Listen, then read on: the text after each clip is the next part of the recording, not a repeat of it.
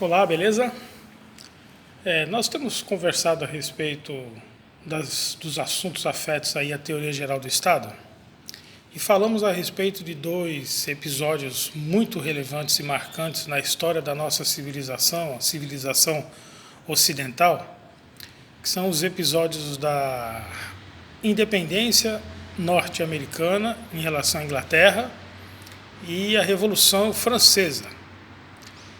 Ambos episódios, eles inauguraram no mundo, de maneira global, posso dizer assim, ou seja, são episódios muito relevantes que exerceram uma influência muito forte, muito grande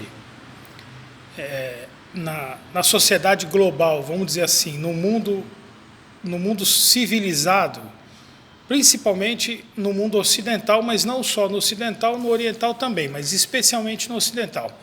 Inauguraram o hábito da constituição, da constitucionalidade, ou seja, de se criar um documento com um valor especial para um determinado povo.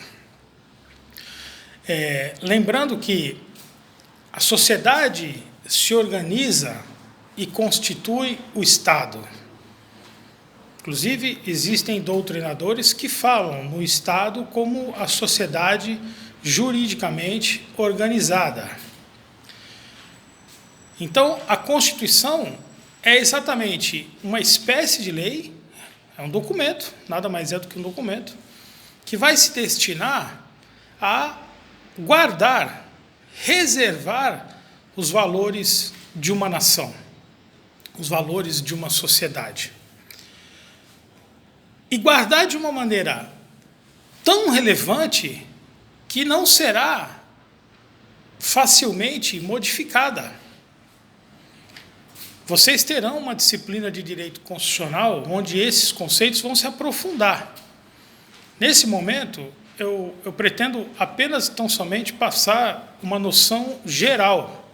Mas é importante que a gente compreenda que a Constituição de um país guarda os valores do povo, os valores de uma nação. E não podem esses valores ser facilmente modificados. Vocês vejam que a Constituição norte-americana, feita há tantos anos, ela foi pouquíssimas vezes alterada e modificada. Ela permanece como criada até hoje.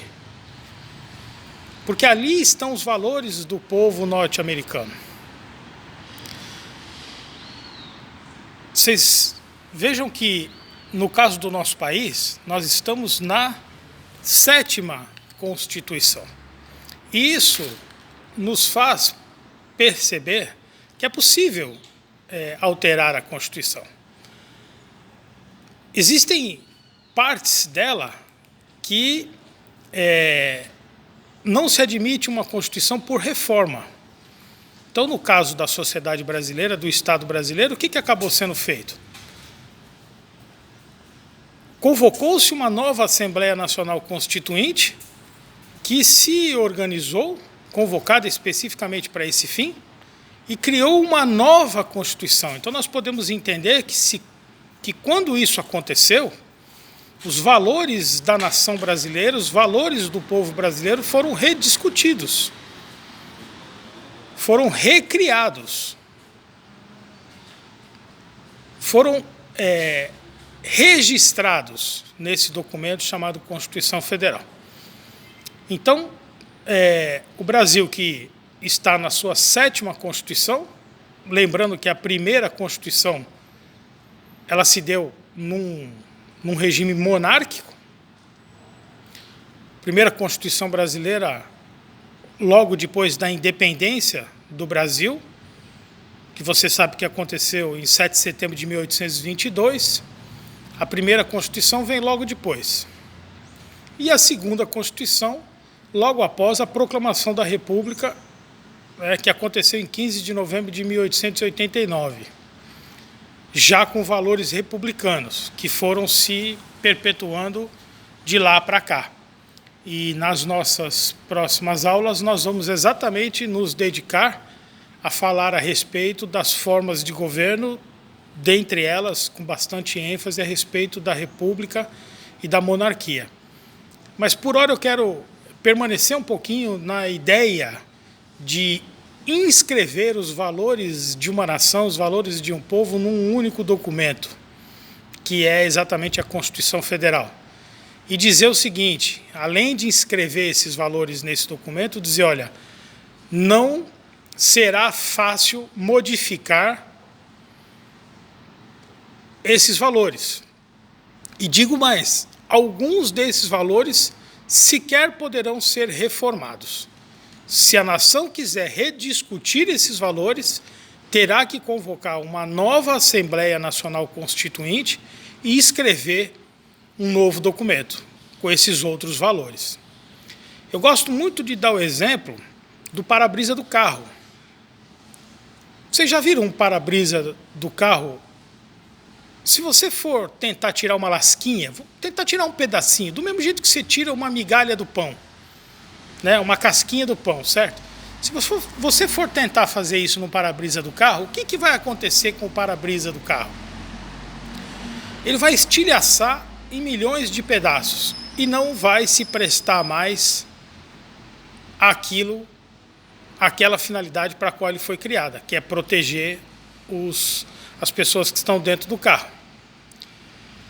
Se você for tentar tirar um pedacinho, ele estilhaça em milhões de pedaços. Hoje os vidros são temperados, né? Para nossa própria segurança, vão quebrar em pedaços pequenininhos que não são muito cortantes, diferentemente de que quando você quebra uma garrafa, né? Estou dando um exemplo aqui de uma garrafa, que ela estilhaça em vidros que não são uniformes e muitas vezes pontudos e cortantes. Mas voltando ao para-brisa do carro, o exemplo do para-brisa do carro, né? A mesma coisa acontece com uma Constituição Federal. Tem determinados valores que estão escritos nessa Constituição Federal que, se você for tentar retirá-los da Constituição Federal, o que acontece? Vai acontecer a mesma coisa de que se você for tirar uma lasquinha do para-brisa do carro. Você vai retirar a uniformidade, aquilo que unifica as demais partes.